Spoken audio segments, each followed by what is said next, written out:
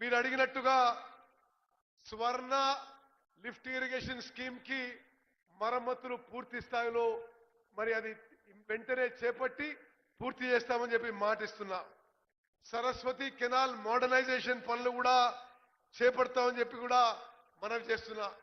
మీ MP గారు కోరినట్టుగా PP రావు project, అదేవిధంగా కుప్తి project, Mattadivagu project already ఇప్పటి వరకే మా ప్రభుత్వంలో ప్రయారిటీ ప్రాజెక్ట్స్ గా చేపట్టాము. ఈ ప్రాజెక్టులని మరి ప్రయారిటీలో తీసుకొని తప్పనిసరిగా మరి చేపడతాము, పూర్తి చేస్తామని చెప్పి సభాముఖంగా మాటిస్తున్నా.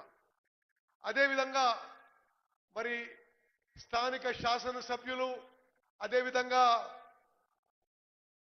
ఖానాపూర్ ఎమ్మెల్యే వెడమ బొజ్జ కోరినట్టుగా ప్యాకేజ్ 27 కి మరి పూర్తి స్థాయిలో ల్యాండ్ అక్విజిషన్ టేకప్ చేసి మీరు అడిగినట్టుగా ల్యాండ్ అక్విజిషన్ కి 97 కోట్లు ఖర్చు పెట్టి ఆ 1,00,000 ఎకరాల ఆయకట్టు తొందరలో సాగులోకి తీసుకునే విధంగా ముందుకు పోతామని చెప్పి కూడా నేను మనవి చేస్తున్నాను. సరస్వతి కెనాల్ రిపేర్స్ కూడా చేపడతామని చెప్పి మనం చేస్తున్నాను. మిత్రులారా, గోదావరి నదీ జలాల విషయంలో గత బీఆర్ఎస్ ప్రభుత్వం 10 ఏళ్ల నిర్లక్ష్యం వల్లనే తెలంగాణకి న్యాయం జరగలేదు. తుమ్మడి ఎట్టి బ్యారేజు తట్టడి మట్టి కూడా తుమ్మడి ఎట్టి బ్యారేజ్ దగ్గర ఎత్తకుండా ఉమ్మడి ఆదిలాబాద్ జిల్లాకి గత బీఆర్ఎస్ ప్రభుత్వం చేసిన అన్యాయం ఉమ్మడి ఆదిలాబాద్ జిల్లాలో ప్రతి రైతు, ప్రతి పౌరుడు గమనించాలి. తుమ్మడి ఎట్టి దగ్గర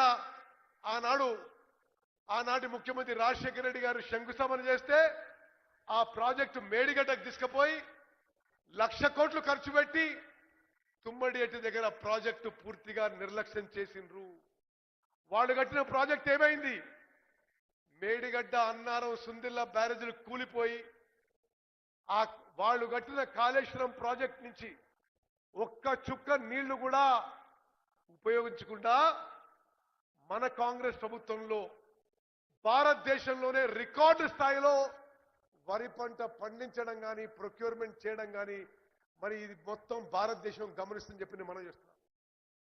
స్వతంత్ర భారతదేశంలో ఏ పంటకి, ఏ రాష్ట్రంలో జరగని విధంగా ఈసారి ఈ ఖరీఫ్ పంటకి 70 లక్షల మెట్రిక్ టన్ వరి ధాన్యం కొన్న ఘనత మరి రేవంత్ రెడ్డి గారి నాయకత్వంలోని కాంగ్రెస్ ప్రభుత్వం అని చెప్పి నేను మనం చేస్తున్నా. భారతదేశంలో 29 రాష్ట్రాల్లో ఇంత వరి పంట ఏ రాష్ట్రంలో, ఏ సంవత్సరంలో, ఏ పంటలో కూడా పండని వరి పంట ఇప్పుడున్న కాంగ్రెస్ ప్రభుత్వంలో పండిన విషయం కూడా నేను గుర్తు చేస్తున్నా.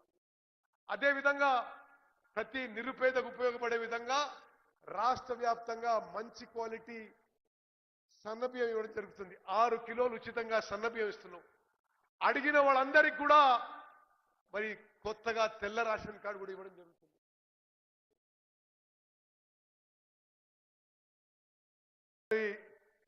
తప్పనిసరిగా రామారావు పాటిల్ గారు కోరింది కూడా చేపడతా. ఇది చదివినాక మనం మళ్ళీ ప్రకటిస్తాం. చదవలే. ఓకే, సరే, వారు ప్యాకేజ్ నెంబర్ 28 గురించి అడుగుతున్నారు. అది కూడా తప్పనిసరిగా పరిశీలిస్తాం. ప్రధానంగా మీ అందరి ద్వారా, వేదిక మీద ఉన్న ప్రజాప్రతినిధుల ద్వారా, మీడియా ద్వారా తెలంగాణ ప్రజలందరికీ, రైతులందరికీ కూడా స్పష్టమైన హామీ ఇస్తున్నాము. గోదావరి నదీ జలాల విషయంలో గత బీఆర్ఎస్ ప్రభుత్వం నిర్లక్ష్య వైఖరి వలనే ఈరోజు ఆంధ్రప్రదేశ్ ప్రభుత్వం పోలవరం నల్లమల్ల సాగర్ ప్రాజెక్ట్ గురించి మాట్లాడుతున్నారు. రేవంత్ రెడ్డి గారు, నేను అనేక మార్లు కేంద్ర ప్రభుత్వంలో మరి కేంద్ర జలవనరుల మంత్రితోని, ఎన్వైరన్మెంట్ మినిస్టర్తోని, సిడబ్ల్యూసీతోని, జిఆర్ఎంబితోని, పోలవరం ప్రాజెక్ట్ అథారిటీతోని మా అబ్జెక్షన్స్, మా వ్యతిరేకత, ఈ పోలవరం నల్లమల్ల సాగర్ ప్రాజెక్టుకి మేము వ్యతిరేకం అని స్పష్టంగా తెలియజేయడం జరిగింది. అదేవిధంగా మేము సుప్రీంకోర్టులో కూడా పోలవరం నల్లమల్ల సాగర్ ప్రాజెక్ట్ ని వ్యతిరేకిస్తున్నాము. చాలా స్పష్టంగా మనం చేస్తున్నా, గోదావరి నదీ జలాలో తెలంగాణ హక్కు, తెలంగాణ నీటి హక్కులు ఒక్క చుక్క కూడా వదులుకోవడానికి సిద్ధంగా లేము. ఏ పోరాటానికైనా మా కాంగ్రెస్ ప్రభుత్వం మరి ముందుకు పోతుందని చెప్పి నేను మనం చేస్తున్నా.